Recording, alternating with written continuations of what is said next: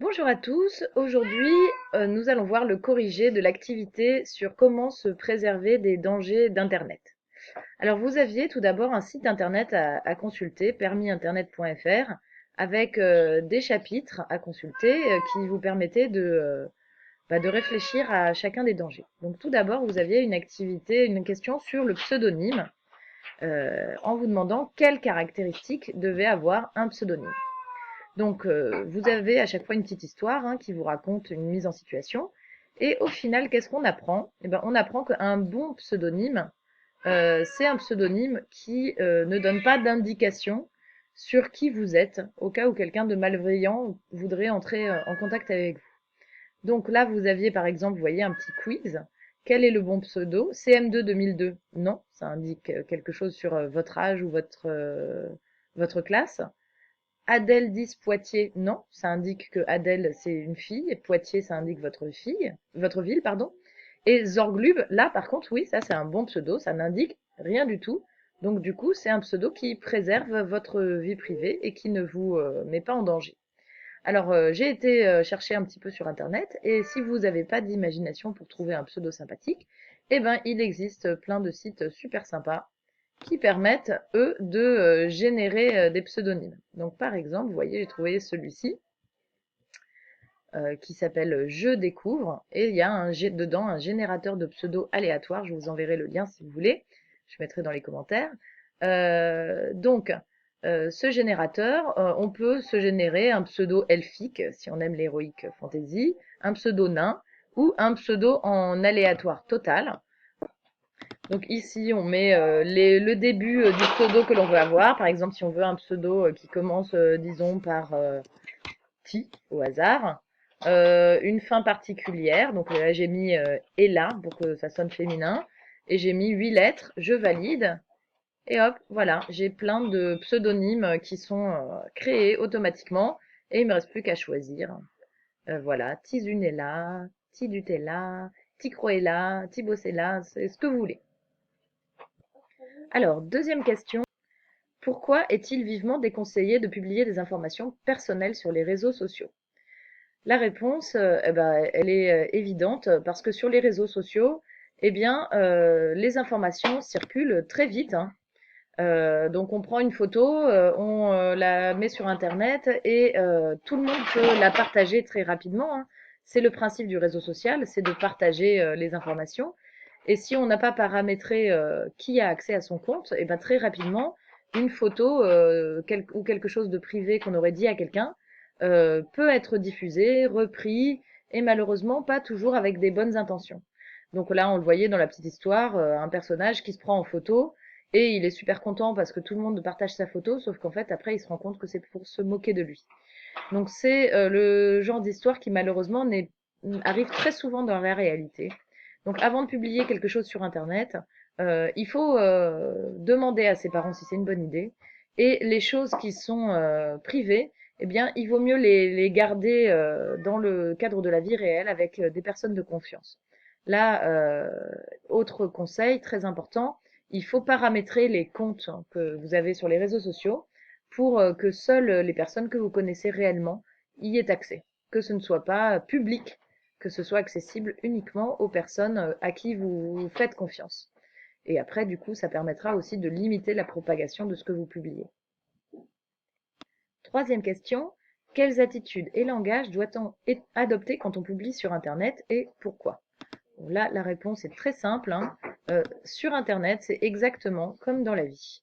On est responsable de ce qu'on dit et du coup, on n'écrit pas de propos agressifs, on ne dévoile pas la vie privée des autres, on ne publie pas de photos sans leur accord, on n'insulte pas, on ne se moque pas, on ne se dispute pas en ligne.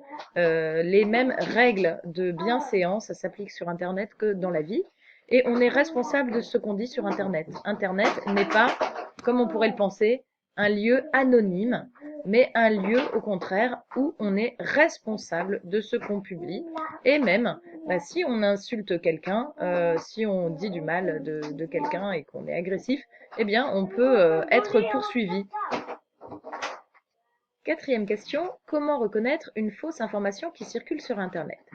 Alors très souvent sur Internet et sur les réseaux sociaux en particulier, on trouve des fausses informations, des choses qui affirment des informations fantaisistes. Donc là, dans la petite histoire, vous aviez l'information manger plein de yaourts au citron, ça permet de voler. Donc évidemment, là, c'est très très gros, hein. Il y a peu de gens qui vont se mettre à croire une chose pareille, mais des fois, il y a des choses qui peuvent être plus vraisemblables. Alors comment distinguer le vrai du faux? Alors voici un exemple d'une information qu'on appelle une information virale qui a circulé sur les réseaux sociaux au mois de janvier 2020. Donc vous voyez, c'est assez récent. Samedi matin, Facebook va devenir payant. Si tu as au moins 15 amis, envoie-leur ce message. De cette manière, on constatera que tu es un utilisateur assidu et ton logo deviendra bleu et restera gratuit. On en a parlé aujourd'hui au journal de TF1. Facebook coûtera 1 cent de dollar hein, par message. Envoie ce message à 30 personnes. Quand tu l'auras fait, la lumière deviendra bleue. Sinon, Facebook activera la facturation. Bon, ce message a été énormément partagé et du coup, comment savoir si c'est vrai ou c'est faux? Alors déjà, il y a pas mal d'indices qui indiquent que c'est faux. Première chose, le message est bourré de fautes d'orthographe.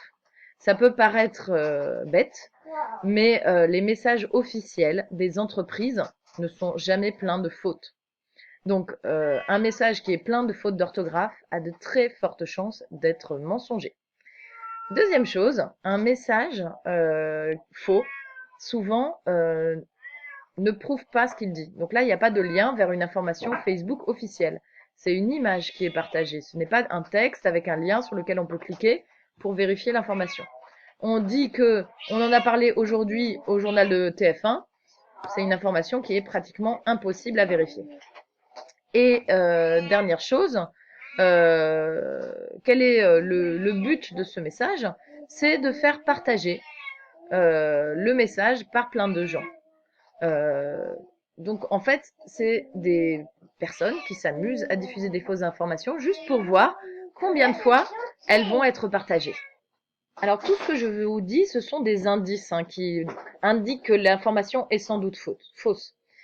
Quelle réaction est-ce que vous devez avoir quand vous voyez une fausse information ou une information qui vous paraît bizarre?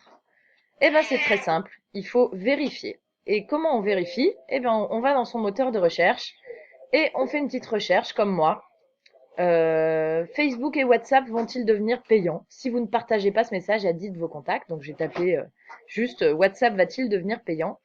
Et je suis tout de suite tombée sur plusieurs sites internet qui ont vérifié l'information et qui affirment que c'est faux. Donc, on vous explique d'où vient ce message, qu'il est très ancien, que c'est partagé depuis très longtemps, et on vous donne les véritables informations qui disent pourquoi Facebook et WhatsApp vont rester gratuits.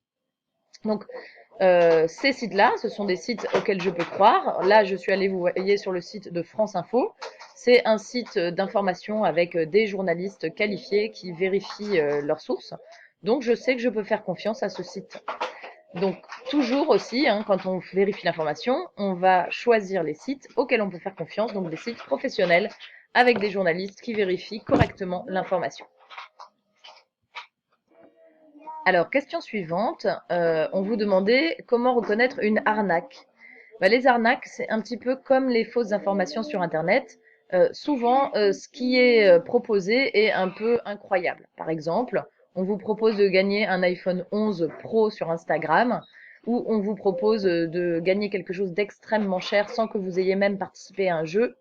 Il y a de fortes chances que ce soit faux. Et encore une fois, on peut faire une petite recherche sur Internet avec ce que vous offre l'arnaque ou le nom de l'arnaqueur, la personne qui vous a envoyé l'arnaque.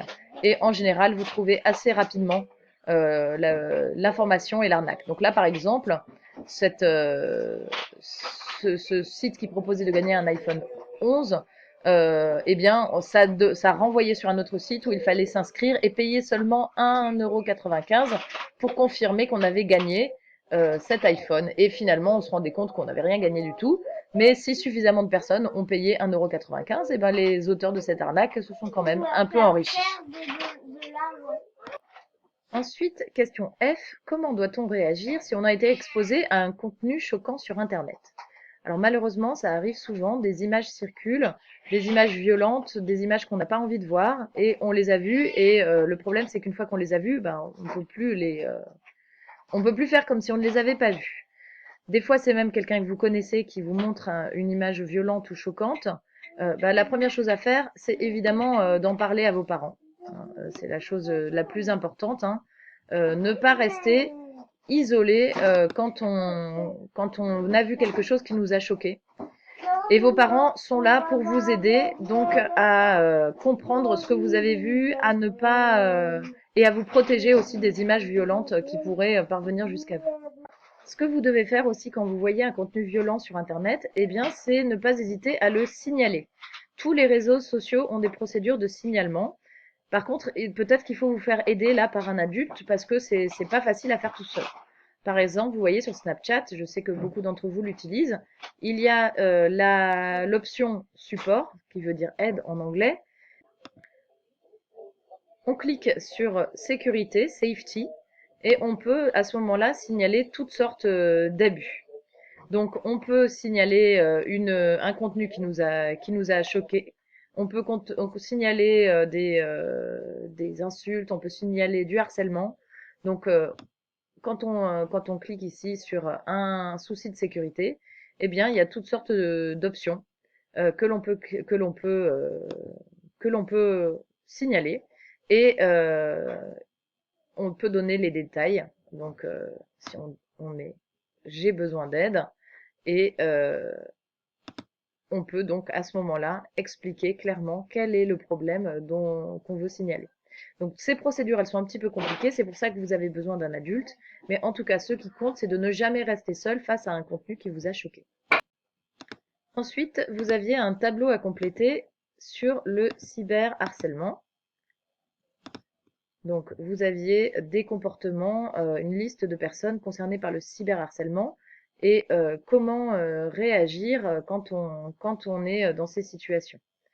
Donc, vous aviez une petite brochure sur Internet du gouvernement, du site Non au harcèlement, qui indique ce qu'il faut faire. Donc, quand on est élève, si on est la cible d'attaque d'un cyberharceleur, de messages insultants, de commentaires insultants, surtout ne pas répondre. C'est la pire des choses. Les gens qui vous veulent du mal, ils ont toujours une autre insulte à vous dire. Ils veulent toujours avoir le dernier mot et c'est jamais un mot qui vous fera du bien. Donc, quoi que vous disiez, vous aurez toujours tort. Ça ne va que envenimer les choses. Donc, surtout, ne pas répondre. Si ça prend une ampleur incontrôlable, on se déconnecte de ses comptes. On ne consulte pas les comptes, on se déconnecte, voire on peut même les supprimer. Néanmoins, il est important de conserver les preuves parce que le cyberharcèlement a l'avantage de laisser des preuves justement. Donc il faut absolument les conserver au cas où il y aurait une plainte déposée. En tant que témoin, évidemment, on supprime ce qui est le contenu qui constitue du harcèlement, on ne fait pas non plus de commentaires et on signale. Si possible, on soutient la victime. En tout cas, dans tous les cas, il faut en parler avec des personnes de confiance. Ça peut être la famille, les parents ou ça peut être l'école. Et il y a aussi un numéro, si on ne sait pas à qui parler, il faut téléphoner à ce numéro qui est un numéro gratuit auquel vous pouvez vous fier, où il y a des professionnels qui sont là pour recueillir votre témoignage et vous conseiller. Donc encore une fois, ne pas rester seul. Et on va le voir tout de suite, hein, les établissements scolaires, les parents peuvent porter plainte et les établissements scolaires aussi peuvent signaler au procureur des actes de harcèlement, puisque, on va le voir, c'est la dernière question, eh bien le harcèlement est interdit par la loi. Donc je vous avais mis un texte sur votre feuille d'exercice.